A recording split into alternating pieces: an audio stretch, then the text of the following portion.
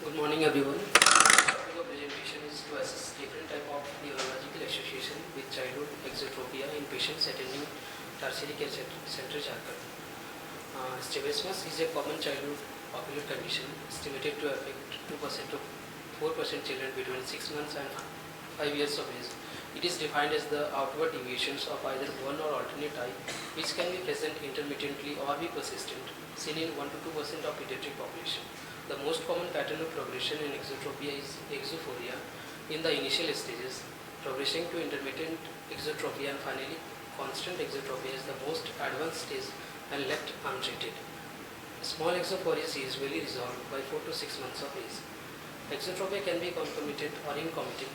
Concomitant exotropia is further divided into congenital, primary sensory, or consecutive exotropia. Incomitant is divided into paralytic, AVX pattern, or restrictive. My aim was to identify different types of neurological association with childhood exotropia. It was a hospital-based observational study. Duration was 18 months. Sample size was 261 patients with childhood exotropia. Inclusion patients with clinical diagnosis of childhood exotropia is less than 16 years and exotropia greater than 10 present diopter. Exclusion criteria include patients with consecutive exotropia, patients with history of strabismus surgery, and patients who have lost to follow. Data were collected using structured proforma, which includes demographic data, age of onset, birth history including full term or preterm birth weight, and any developmental delay noted by parents. Ocular examination include visual acuity with age-appropriate charts, binocular functions, and hysteresis test. Motility evaluation, strabismus measurement, age-appropriate cycloplegic reflection for children less than 8 years, and for dry reflection for 8 to 16 years. Complete slit lamp examination of anterior and posterior segment to look out for any ocular abnormality. Coming to results, out of 261 patients, 139 were females, 125 were male. Intermittent exotropia was the most common, 70.4%, followed by exotropia with neurological association at 14.01%. We found that the most common neurological association was developmental delay at 45.94%, and the least common was cerebral hemorrhage, that is 2.7%. Exotropia with neurological association had significantly earlier age of presentation as compared to other types. This is the graph showing the intermittent exotropia was 70.45%, followed by neurological association, that is 14.01%, and the least common is paralytic. Graph showing the causes of exotropia with neurological association, in which we can see that developmental delay is 45.94%, followed by hypoxic ischemic encephalopathy, and the least common is cerebral hemorrhage.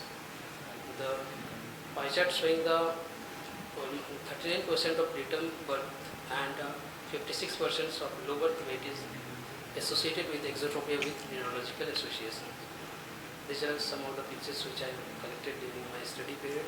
Coming to conclusion, this study includes large number of cases of childhood exotropia in which intermittent exotropia was the most common.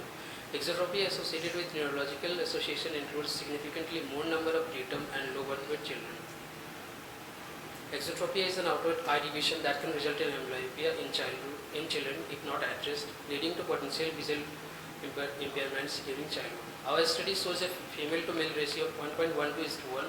Harity et al. Reported at a high proportion of females, that is 60%, compared to male 40% in primary exotropia cases, while Mohne et al. Found no gender preference in childhood exotropia cases. Our study found that the median age of presentation is 72 months, indicating a delay in visiting in ophthalmology clinic.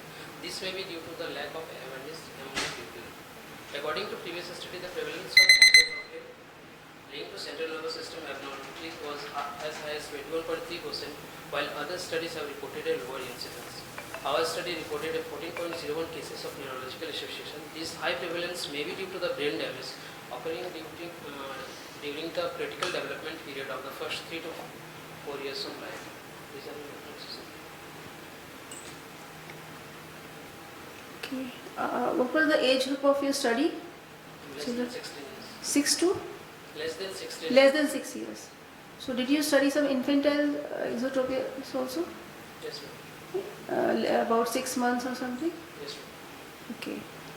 So what is the suggestion for the prevention of this? Like, like we must have awareness about this, as you are saying. Ma'am, since prematurity, low birth weight, these are These are The indications. Indications. So we have to make awareness among the people regarding this, so that early diagnosis and treatment is possible. Yes. But it may be related to neurological associations. So the preterm patients, low birth weight patients, or any abnormality, developmental delay is being observed, it should be known to the pediatricians, to the physicians, general ophthalmologists, that there should be an examination, so that we have a timely management, we can do it, right? And it is recommended that even if a child has no problem, no visual problem, and the parents do not find any problem, and there is a normal delivery and everything, still the first examination of a child should be at the age of 6 months.